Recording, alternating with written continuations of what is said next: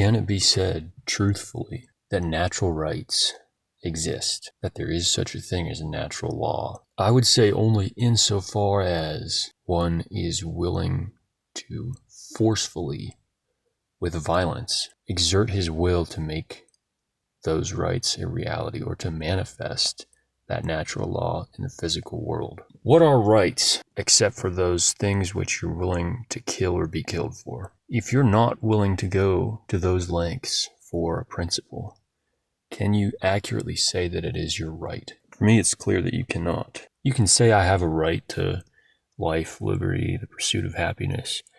I have a right to freedom of speech, freedom of religion, freedom to live my life and try to control my own destiny. You can say all that. You can say you have those rights. You can even believe that you have those rights. But in what sense can it be said that they exist, independent of you, outside of your willingness to enforce those rights? If an external power acts upon you to limit those rights, or if in response to your exercising of those rights, assaults you with violence, or kills those who do exercise those rights, then it cannot be said that that person had that right unless they're willing to die for it. If the coercion works to the extent that a person who fears dying or fears whatever penalty will come for him is willing to change his behavior such that he's not exercising those rights rather than die, then he doesn't have those rights. So many times people use the word right as a way of, it's sort of like laundering the weight of words.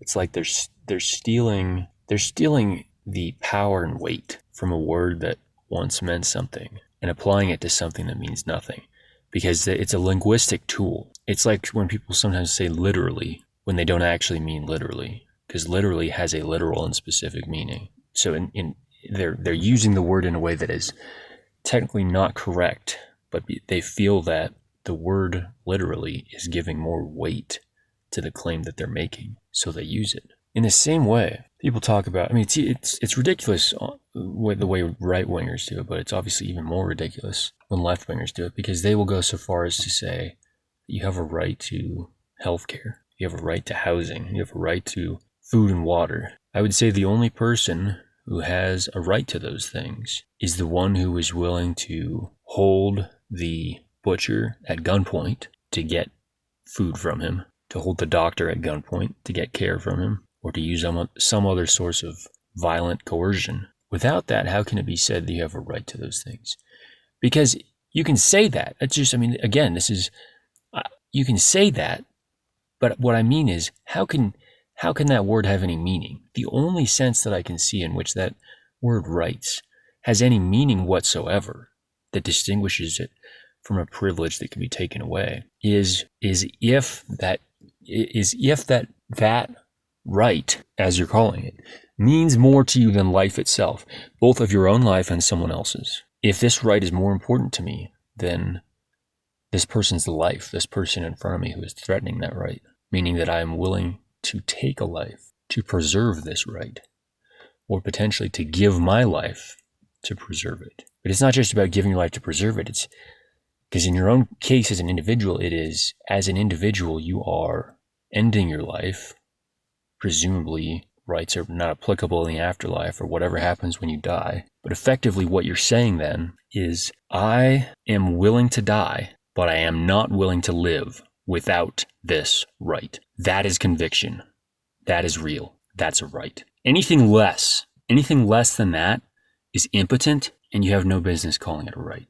And this question of the difference between, myself being willing to give my life versus being willing to take a life, the average modern liberal who thinks in terms of universalist morality is going to look at that and say effectively that one is significantly more moral than the other, that taking a life is necessarily worse than giving your own, unless that life that you're taking is like one of the bad guys according to liberalism. It's a very perverted sense of morality, but I would suggest that actually being willing to, if you are willing to give your life for a higher principle, I would suggest that being willing to then take someone else's life to that same end is not all that fundamentally different. And in fact, if you are not afraid to die, then ultimately you should really not be afraid to take a life. That is how I feel. And as I think about that, that is maybe in some sense the essence of honor, actually, that I'm pointing to when I say that, of what honor is, how I would define honor. It's sort of, the concept of honor is very closely related maybe to the concept of rights as I define them, because you're looking at the subset of things in this world, the set of principles that you consider to be of more importance than holding on to your life, and thus by extension someone else's life. I mean, if you have honor, I don't think you will have shame in taking a life for something that you yourself would not be hesitant to give up your life for. If someone is a threat to your family, that they're trying to kill your children or something, presumably a good parent would give their life to protect their children. Likewise, by the same token, that parent, if they're good, would not hesitate to use violence to protect their children against the threat. Again, that gets at like this perverted aspect of universalist liberal morality, because a lot of them would, and in fact do, look at that as being different. That if you use violence against an enemy in protection of those you care about, that is worse than being willing to give up your own life, or somehow it's less moral because it's acting on an outsider or an external force. But I reject that completely. I think your expectation, the thing is that if an enemy is willing to use violence, then there are two possibilities. Either they engage honorably in that violence, or probably because they have not given it consideration and they don't know better, they are a coward because they are not willing to engage honorably. Because here's the thing.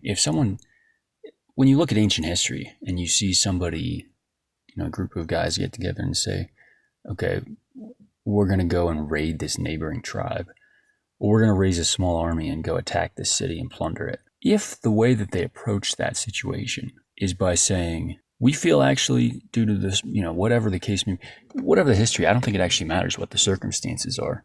We feel that we have a right.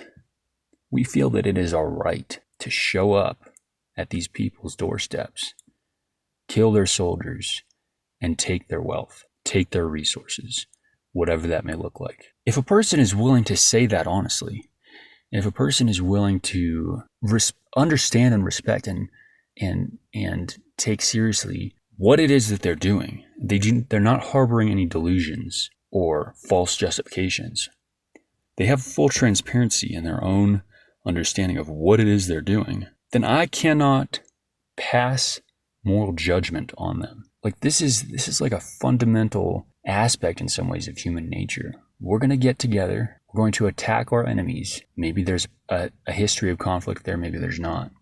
I don't think it actually matters. But we're going to go to the other people. We're going to take their shit. We're going to conquer them. And we're going to become more wealthy as a result, or gain some material advantage. Or maybe just some psychological advantage as conquerors. I can't hate on that because that's honest. That's real. And there's no pretense in the minds of those who are doing the conquering. On the other hand, someone who harbors resentful spite toward an enemy because of some inconsistency in their own psyche, and to then, because they're unwilling to face their true reasons for hating this enemy, because they're unwilling to be honest with themselves about the nature of the situation, they then look for external justifications, explanations, and excuses to say, well, this is justified because of X, Y, and Z. There was this conflict in the past, and they did this to us. Therefore, maybe they even struck first, and therefore we are justified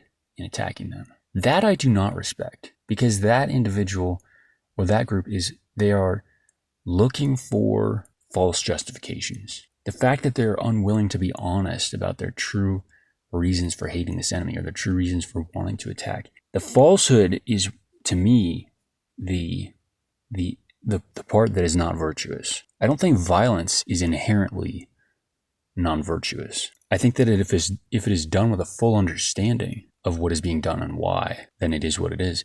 Now, if someone does that against me, if someone says, I know fully what I'm doing, and they're being completely honest with themselves, full transparency, I want to attack Calvin and his people, and I want to take Calvin's stuff. In that scenario, I would not make any attempt to argue against their justification or make my own counter justification to suggest why they're immoral. I wouldn't say, oh, these people are evil for having done this. I would simply say, this is the reality of the situation. They're coming for us. They're coming for me. To what lengths am I willing to go to fight them or to resist them? And the answer, if you're honorable, is you're willing to go to great lengths. But the dishonor, I think it comes from the dishonesty generally, particularly the dishonesty with oneself. This idea, though, that rights can be universal, that you are offending someone's right by initiating aggression against them, that is so incoherent. And there's a temptation for many people to hear what I'm saying and suggest or equate it to suggest that I'm suggesting that might makes right. That is not what I'm saying. That is a failure to understand what is being said here. I'm saying that might just is. It's not that might makes right. It's that might is what there is in the world. And insofar as, and it's not that I'm saying that nothing is right or wrong. It's that I'm saying insofar as something is right, it has more to do with the honesty, the truth value or the truthfulness, and the level of honor or lack thereof in what is being conducted. It has much more to do with honor and truth than it has to do with some kind of mental conception of universal rights. Your rights are only the things you're willing to kill or be killed for. Someone can say, well, perhaps someone else has died or killed on my behalf. A soldier has gone and fought overseas so that I can have these rights. This would be another common objection maybe that conservatives would make to what I'm saying. But again, they have not given this consideration because in that scenario, you do not have rights. What you have are privileges that have been afforded to you by other men who have been willing to engage in violence, to the extent that that's even true. I mean, people generally, the things that people think wars are fought over in the world today, wars are almost always proxies for other actual conflicts and financial interests that are not at the forefront of what people perceive. Setting that aside, if we accept the premise that people died in wars for your rights as an American, then I would say they died actually for their right to grant you a privilege. And your privilege that you've been granted is not a right. It is not guaranteed to you. It is not asserted by natural law. Insofar as it exists, it only exists by virtue of the actions of those who are willing to commit violence on your behalf, which makes it not a right. It makes it a privilege that someone else can take away. At any time, soldiers or whoever is responsible can choose not to continue to fight on your behalf, in which case you no longer have that right. And this is what I'm getting at. If it can be taken away, then how can you have the audacity to call it a right? If something can be taken away at the discretion of other people, it is not your right. By definition, this is the only coherent meaning. If the word rights is going to have any meaning whatsoever, that is in any way real and not impotent, then it must be independent of the actions of others. It must be self-contained. There's a very real sense in which only those who are capable of and willing to engage in violence, or at least to die, only those people actually have rights. If there's nothing you'd be willing to die for, then you don't have any rights. If you would be unwilling to die for your own children, then you don't even have a right to your children. Reality is cold. The world is harsh. But that coldness or that brutality, what is beautiful about it is that it is so real. That only an actions reveal the parts that are real. And it sorts the real from the fake. It sorts the tangible, the measurable, the tested from that which is a figment of your imagination. You like to imagine that you have rights because you've never been tested. In many ways, most of us have not been tested. On many things, I have never been tested. And that is why I'm very hesitant to say, I have a right to this or I have a right to that. There are some things I think I do have a right to because I would be willing to die for them. But I'm hesitant to say that with respect to many things, because you don't know until you're tested what you would actually be willing to die for and in which situations. So I think as a construct, I hate the term social construct because of the way that it's used, but as a construct, it's not a bad thing to manifest into reality this concept of natural rights, as a belief system. But for those of us who want the truth, for those of us who are interested in more than just a practical political mechanism, it is critical to understand that the only sense in which these so-called natural rights can be considered real, legitimate, or to exist at all is the extent to which we are willing to die for them.